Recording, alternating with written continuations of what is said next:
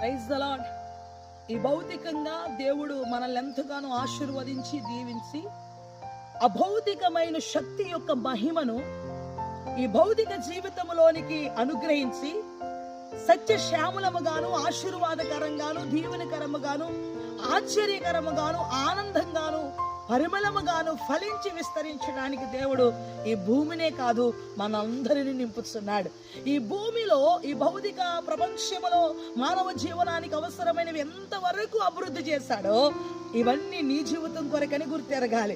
ఈ భౌతిక ప్రపంచములో ఉన్నవన్నీ నీ కొరకే సృష్టించిన దేవుడు నీవు ఆయన కొరకు బ్రతుకటం వలన బహుగా ఫలించి ఆశీర్వదించబడతావని దీవించబడతావని గుర్తెరగాలి.